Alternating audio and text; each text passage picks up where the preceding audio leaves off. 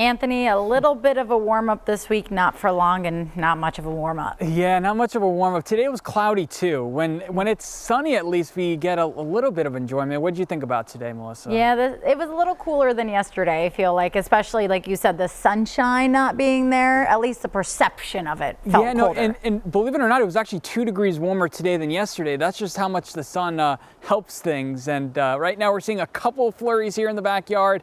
After the snow we had a week ago, it's really just, it's just a couple flurries, not really that much. And that's what we see for the rest of the evening. So it's 7:30, my favorite time. This is my favorite show. We reveal the answer to the question I ask at 7 o'clock. Thank you so much for hopping on here on streaming. The question was, the Giants beat the Patriots, the 18-0 Patriots, the undefeated Patriots in the Super Bowl 18 years ago. That doesn't really have to do anything with the question. I just wanted to wear the hat. The question is, what was the coldest Super Bowl ever? Here were your options, your choices.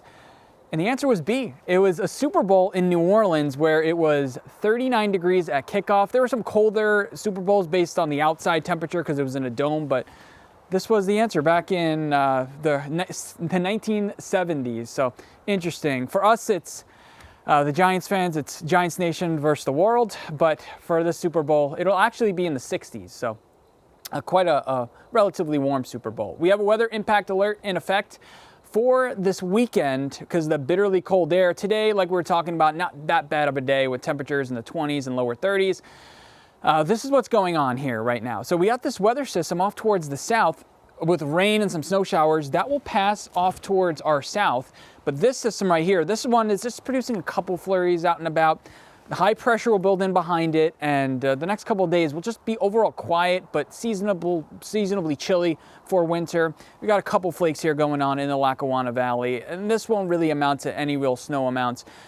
Central Pennsylvania as well, seeing a couple flurries in the northern tier. I would highlight every specific community that's seeing the flurries, but I'm pretty sure you want to hear more about the cold that's coming up. So we got temperatures in the 20s right now, 22 in Mount Pocono, 25 in Honesdale, and 21 in Montrose. They're in the northern tier, relatively mild from what we've seen. Temperatures in the 20s. Winds are calm, so not feeling all too bad.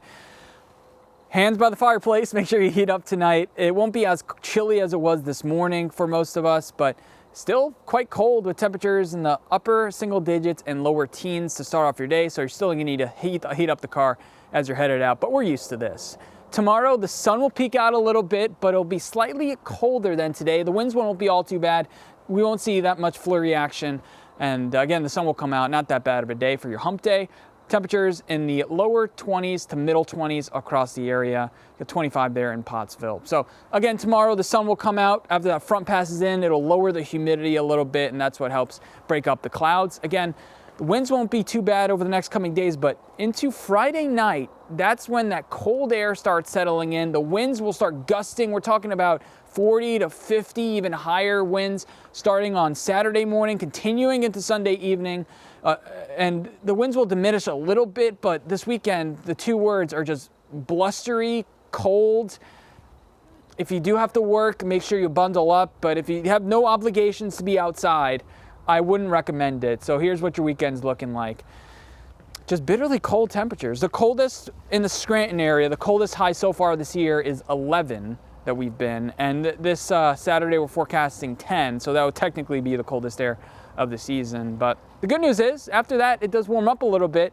The possibility of above freezing next week, just in time for Valentine's Day. So next week it looks like things are going to be becoming more mild here, Melissa. So again, this weekend pretty brutal, but things look like they're going to be warming up. All right, thanks, Anthony. I want to make sure you know I got the multiple choice right. Oh, okay. And that's nothing because I was at an Eagles game that was sub-zero temperatures, so one of the coldest on record. Yeah. Thanks, Anthony.